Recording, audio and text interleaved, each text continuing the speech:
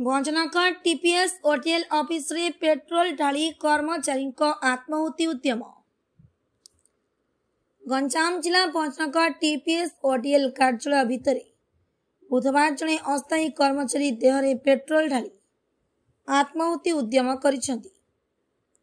आत्माहुति उद्यम करितिबा कर्मचारी जनक सेही कार्यालय एनफोर्समेंट सुपरभाइजर भक्तराम साहू बोली जना पड़ी। टीपीएस ओडीएल दीर्घ 4 वर्ष हेब काम करुथिबा भक्तराम को चलित मास 31 रु से चाकरी अव्याहत नेबा नै तांकु गत किछि दिन पूर्व विभाग पक्षरु नोटिस मिलिथिला। या परे से मानसिक स्तर रे भांगी पड़िथिले। यार कारण सह स्थायी समाधान पे से विभागीय अधिकारी को बारंबार अवगत करथिले, हेले कोनोसी सुफल मिल नथिला। फल बुधवार कार्यालय खोलिबा परे भक्तराम 2टी प्लास्टिक बोतल पेट्रोल नहीं कार्यालय मध्य देहरे ढाली आत्माहुति उद्यम करथिले। दियासिलडु निया लगाइबा पूर्वरु कार्यालय रे उपस्थित थिबा सहकर्मी माने छड़ाई एपरि न करिबाकू बुझाइथिले। आगामी दिन में तांकु जदि उपयुक्त न्याय न मिले ते पुणी आत्महत्या करिए बोली भक्तराम चेतावनी देइछंती।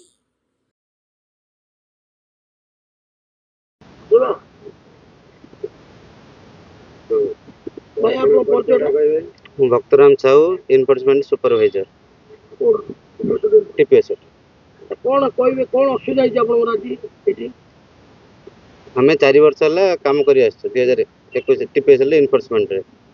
तो बर्तमान हमको गत 1 तारिख रु चिट्ठी आसी जे तुमको डिस्कंटिन्यू करा जिवो 31 तारिख रु लास्ट डेट जुलाई 31 लास्ट डेट हैंड ओवर कर दियो जिनस। तो बर्तमान सुधा हम काम कर चलतिलो। हमर कोऑर्डिनेटर को कथा हेलु प्रियंका पात्र बरमपुर जे रहउजन से कहले हम किस कर परन कहि फोन काट देला फोन उठेलेनी। तो बाध्य कि हमर लास्ट टाइम आसलानी सेते हमें ऑफिस रे कथा हेलु। के जण हमर 7 जनगर हेछि।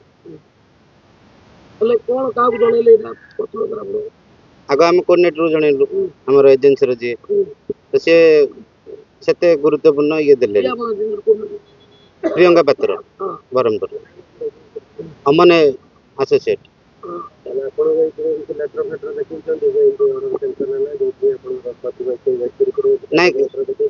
डायरेक्ट से डिस्कंटिन्यू नोटिस हमको पठे से ऑफिस रे बुझिलु जेतल हमर विष्णुचरण महंतु से कहले तमरो पूर परफॉर्मेंस अछि। तो पूर परफॉर्मेंस थिले नोटिस करा जिवो हम जति जानछु से माने कोन नै डायरेक्ट डिस्कंटिन्यू नोटिस पठे जंदु। हमें सप्ताह तले कथा हेलु कहला पर मन कि सुनलेन। तो काली हमें काम को जीवन हेले ऑफिस रे जणैला परे हमें सपोर्ट दरकार। तो हमर आउ 2टा टीम अछंती काली सकाळ से मानन को भी हैरान कर पारंती। तो से मानन को डाकलु साथि रे रहइबा तो से मानन को भी साथि रहले हमें किछि विशृंखला करनु। तो से माने नॉर्मल जाके ऑफिस रे बसिली कथा हेलु जण जण करके सब कथा हेकि फाइनल हला जीवन।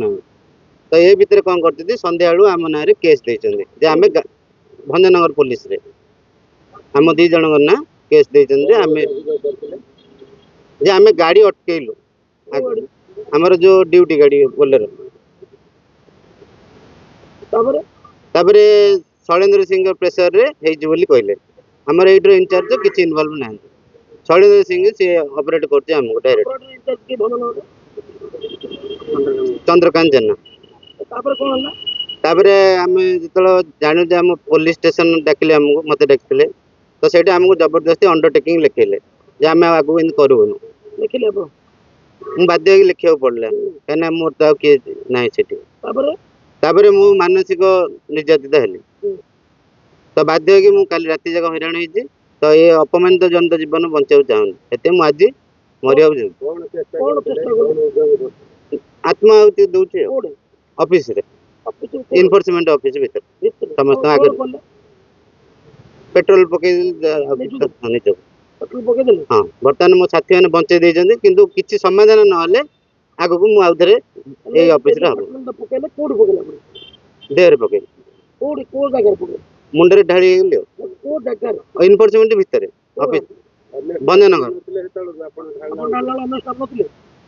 ଥିଲେ, ସେମାନେ ଅଲଗା କାମରେ ବିଜି ଥିଲେ। ମୁଁ ତାଙ୍କୁ ପଚାରିଲି ମୋ ନାଁରେ କଣ ପାଇଁ ପୋଲିସ କମ୍ପ୍ଲେନ୍ କଲେ। ଆମର ତ ଏଇଟା ସମାଧାନ ହେଇପାରିଥାନ୍ତା, ଆମେ ତ କିଛି କିଛି ଭାଇଲେସନ୍ କରିନୁ, କିନ୍ତୁ ସିଏ କହିଲେ ତମେ କରିଛ କହିଲକୁ ମୋର ତ ମସ୍ତିଷ୍କ ଖରାପ ହେଇସାରିଲାଣି, ସେଥିପାଇଁ ମୁଁ ନିଜକୁ ଆତ୍ମହତ୍ୟା ଦେବାକୁ ବାଧ୍ୟ ହଉଥିଲି। ମୋ ସାଙ୍ଗମାନେ ବଞ୍ଚେଇ ଦେଇଛନ୍ତି। ପେଟ୍ରୋଲ ପୁରା ଢାଳିଥିଲେ ମୁଣ୍ଡରେ? ହଁ, ବର୍ତ୍ତମାନ ସୁଦ୍ଧା ଓଦା ଅଛି। ସାର୍ ମୋ ନାଁ ସୋନାଲିକା ପ୍ରଧାନ। କେତେ ବର୍ଷ ହେଲାଣି କାମ କରୁଛନ୍ତି? ସାର୍ 2 ବର୍ଷ ହେଲାଣି ସାର୍। ଏବେ କଣ ଅସୁବିଧା ହେଇଛି ଯୋଉଥିପାଇଁ ଆଜି ଆପଣ ସବୁ ଏଇଠି ବିକ୍ଷୋଭ ପ୍ରଦର୍ଶନ କଲା ଭଳିଆ ପରିସ୍ଥିତି ହେଇଛି, କଣ ହେଇଛି? ସାର୍ ଆମର 1 ତାରିଖରେ ଆମର ଲେଟରଟେ ଆସିଲା। ଆମର ଜୁଲାଇ 31ରେ ତୁମର କାମଟା ବନ୍ଦ ହେଇଯିବ। କଣ ରିଜନ୍ କଣ ଦେଖେଇଥିଲେ? ସାର୍ ରିଜନ୍ କିଛି କହିନାହାନ୍ତି ସାର୍, ହଠାତ୍ ଆସିଲା। ତାପରେ ତ କଣ ହେଲା ତାପରେ ଆମେ ଅଫିସରେ ପଚାରିଲୁ ସାର୍। ପଚାରିଲା ପରେ କହିଲେ କି ଆଉ ଆମେ କଥା ହେଲା ପରେ ଆପଣଙ୍କୁ ଜଣେଇବୁ। କଥା ହେଲା ପରେ ଜଣେଇବୁ କହିଲେ, କିନ୍ତୁ ଆଜି କାଲି ସନ୍ଧ୍ୟାରେ କିନ୍ତୁ କଥା ହେଲେ, କିନ୍ତୁ କିଛି ଫାଇନାଲ୍ ହେଲାନି। ଆଉ ସନ୍ଧ୍ୟା ବେଳକୁ ସାର୍ଙ୍କ ନାଁରେ ଏଫଆଇଆର୍ ଦେଇଦେଇଛନ୍ତି। ଆଜି ଯାହାଫଳରେ ତାଙ୍କ ମାନସିକ ସ୍ଥିତିଟା ଯାହା ବି ଖରାପ ହେଇଥିବ ନା, ଯୋଉଥିପାଇଁ ଆଜି ସାର୍ ନିଜ ଶରୀରରେ ପେଟ୍ରୋଲଟା ଢାଳିକିରି ଆତ୍ମହତ୍ୟା ହେଲା? ସାର୍ ପେଟ୍ରୋଲ କୋଉଠୁ ଆଣିଥିଲେ ନେଇ ଆସିଥିଲେ। ପେଟ୍ରୋଲ ନେଇକି ଢାଳିଲେ ଆପଣ ଦେଖିଛନ୍ତି? ସାର୍ ମୁଁ ଢାଳିଲା ବେଳେ ମୁଁ ନଥିଲି, କିନ୍ତୁ ଢାଳି ସାରିଥିଲେ ସେତେବେଳେ ଆସି ମୁଁ ପହଞ୍ଚିଲି। ସାର୍ ମାନେ ଥିଲେ, ଛଡ଼ା ଛଡ଼ିଗଲେ।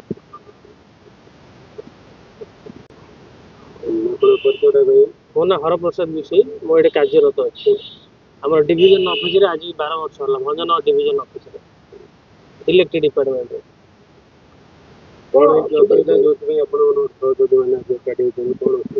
ଆପଣଙ୍କୁ ପ୍ରଥମେ ଧନ୍ୟବାଦ ଦେବି, ଏପରି ଗୋଟେ ସମୟରେ ଆପଣ ଆସି ଆମ ସହିତ ଛିଡ଼ା ହେଇଛନ୍ତି ସମସ୍ତ ମିଡ଼ିଆ ଭାଇଙ୍କୁ।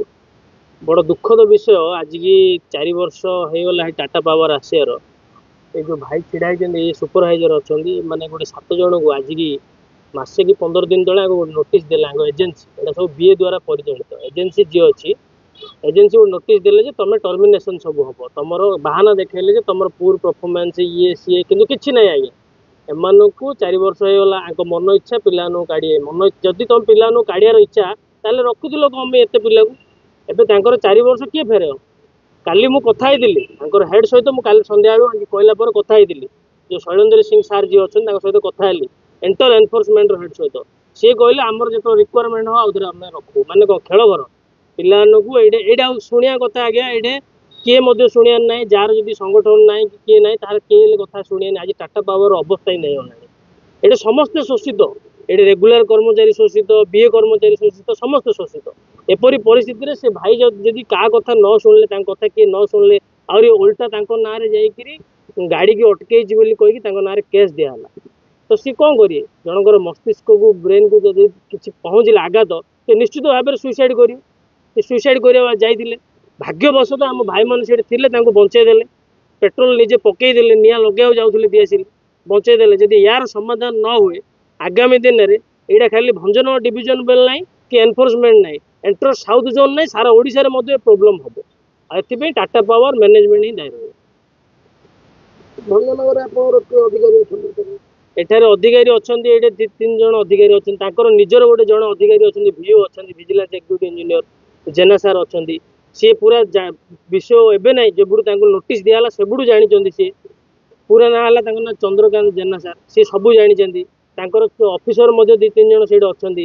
ତାଙ୍କେ ମଧ୍ୟ କହିଲେଣି ପିଲାମାନଙ୍କୁ, ସେମାନେ ମଧ୍ୟ ସହଯୋଗ କରୁଛନ୍ତି। ଏହା ନାହିଁ ଯେ ସହଯୋଗ କରୁନାହାନ୍ତି, କିନ୍ତୁ ତାଙ୍କ କଥା ହେଲେ କିଏ ଶୁଣିବାକୁ ନାହିଁ। ଯୋଉଟେ ହେଡ୍ ଅଫିସରେ ବଇଛନ୍ତି ଯେଉଁମାନେ, ସେମାନଙ୍କର ନିର୍ଦ୍ଦେଶରେ ଏଇଟା ସବୁ ଚାଲିଛି। ତେଣୁକରି ୟା ଉପରେ ଯଦି ସେମାନେ ସମାଧାନ ନ କରନ୍ତି, ପରିସ୍ଥିତି ଭୟାବହ ହେବ। ଗୋଟେ ଜଣ ନାହିଁ, 5 ଜଣ ଲେଖାଏଁ ଥର ଆତ୍ମହତ୍ୟା ଦେବାକୁ ବାଧ୍ୟ ହେବେ। ବିଭୂତି ବାରିକ, ଏନଫୋର୍ସମେଣ୍ଟରେ ସୁପରଭାଇଜର ଅଛି ଭଞ୍ଜନଗର ଟିପିଏସ୍ ହୋଟେଲରେ। କ'ଣ କହିବେ, କ'ଣ ଅସୁବିଧା ହେଇଛି ଆପଣଙ୍କର? ସେ ଯେଉଁ ନୋଟିସ୍ ଦେଇଥିଲେ 1 ତାରିଖରେ, ଡିସକନେକ୍ଟ ନୋଟିସ୍ ଗୁଡ଼ା ଦେଇଥିଲେ, ତ ଆମେ ପଚାରିଲୁ ରିଜନ୍ କ'ଣ ଅଛି, ଯେ ଡିସକନେକ୍ଟ କରିବାର କାରଣ କ'ଣ?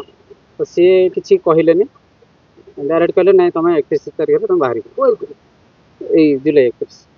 ତାପରେ କ'ଣ କଲେ? ତାପରେ ଆମେ ସାର୍ଙ୍କୁ ପଚାରିଲୁ, ସାର୍ କେଉଁ କାରଣ? ବିଷ୍ଣୁ ସାର୍ଙ୍କୁ। ସେ ପଚାରିଲେ କି ପୁଅର ଆପଣ ଏଠି କିଏ ଅଛନ୍ତି ଆପଣଙ୍କର ଆମର ଅଫିସର ଅଛନ୍ତି ଚନ୍ଦ୍ରକାନ୍ତ ଜେନା ଇନଚାର୍ଜ। ତ ସିଏ ପଚାରିଲେ ସେ କହିଲେ ପୋର ପରଫର୍ମାନ୍ସ ଯଦି ସବୁ 4 ବର୍ଷ ଯାକ ମାର୍ଚ୍ଚ ମାସରେ କଲେକ୍ସନ କରୁଥିଲା କି ସିଏ ବି ଜମାରୁ କରିନାହାନ୍ତି। ତାପରେ କଣ ହେଲା? ତାପରେ ପଚାରିଲା ତାପରେ ଆଜି ସକାଳେ ଆସିଲା ବେଳକୁ ସିଏ ତାଙ୍କ ସାଙ୍ଗରେ କଥା ହେଉଛନ୍ତି ଆମର ଭକ୍ତରାମ ସାହୁ ବିଷ୍ଣୁ ସାର୍ଙ୍କ ସହିତ। ବିଷ୍ଣୁ ସାର୍ ଅଛନ୍ତି ଆମର ସେ ଅଫିସର ଆସିଷ୍ଟାଣ୍ଟ କ'ଣ ଅଛନ୍ତି। ତାପରେ ସେ ପଚାରିଲା ସାର୍ କ'ଣ ପାଇଁ ଆପଣ ଏଫଆଇଆର ଦେଲେ, ଆମେ ତ କିଛି ଇଏ କରିନଥିଲୁ। ଆଜ୍ଞା ସେ କାଲି ଏଠିକି ପଚାରିଲା ବେଳକୁ ତାପରେ ସେ ମାନେ ଆମେ ଡ୍ୟୁଟି କଲୁନି କାଲି, ଡ୍ୟୁଟି ନ ଯିବା କାରଣରୁ ସେ କହିଲେ ସମସ୍ତଙ୍କୁ ଆମେ ହେଲ୍ପ ମାଗିଲୁ ଯେ ଆମକୁ ଟିକେ ହେଲ୍ପ କର ଆଉ ଆମେ ଡ୍ୟୁଟି ଯିବା। ତାପରେ ସେମାନେ କ'ଣ କଲେ ବିଷ୍ଣୁ ସାର୍ ସିଏ ତଳେ ନଥିଲେ, ସିଏ ଉପରେ ବସିଥିଲେ, କିନ୍ତୁ କହିଲେ ଯେ ନାଇଁ ଆମ ଗାଡ଼ି ଫାଡ଼ି ଠେଲା କରି ପିଲାମାନଙ୍କୁ ମନା କରୁଛ କାମ କରିବେ। ସେଇଥିପାଇଁ ସେ ସନ୍ଧ୍ୟାବେଳକୁ କେସ୍ ଦେଲେ ଆମ ନାଁରେ। ନା ମୁଁ ଯାଇନି। ଆଜି ସକାଳୁ ସେ ତାଙ୍କ ସହିତ ପଚାରିଲେ ସାର୍ କେସ୍ଟା କ'ଣ ପାଇଁ, ଆପଣ ତ ସମାଧାନ କରିପାରିଥାନ୍ତେ, ବଡ଼ ବଡ଼ ସାର୍ ଅଛନ୍ତି ସେମାନେ କଥାବାର୍ତ୍ତା ହେଇପାରିଥାନ୍ତେ, ସମାଧାନ କରିପାରିଥାନ୍ତେ, ଆପଣ କେସ୍ ଦେଲେ କ'ଣ ପାଇଁ ଏତିକି କହିଛନ୍ତି। ତାପରେ ସେ କହିଲେ ଆପଣ ଗାଡ଼ି ଠେଲିଲେ, ମୁଁ ଦେଖିଛି ଗାଡ଼ି ଠେଲିଲେ ବୋଲି କହିଲେ। ତାପରେ ଇଏ ଆତ୍ମହତ୍ୟା କରିବାକୁ ବାଧ୍ୟ ହେଲେ। ସିଏ କରୁଥିଲେ ପେଟ୍ରୋଲ ଆଣିକି ନିଜ ଦେହରେ ଢାଳିକି ନିଆଁ ଲଗେଇବାକୁ ଆମେ ଛଡ଼େଇଦେଲୁ। ଆପଣଙ୍କର ଅଫିସର ମାନେ ନଥିଲେ ସେଠି? ନା ଅଫିସର ନଥିଲେ। ଅଫିସର ମାନେ ନଥିଲେ।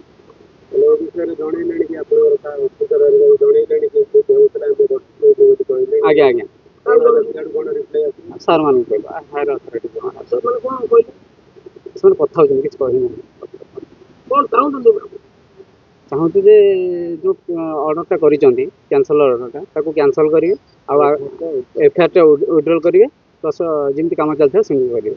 ଆଗକୁ ଏଇ ଟାଇପ୍ର ଯଦି କରିବେ ତାହେଲେ ପୁଣି ଆଉଥରେ ଅସୁବିଧା ପଡ଼ିବ। ଗଞ୍ଜାମ ଜିଲ୍ଲା ପ୍ରତିନିଧି ଅମରେନ୍ଦ୍ର କୁମାର ପଟ୍ଟନାୟକ रिपोर्ट ओडिशा टुडे।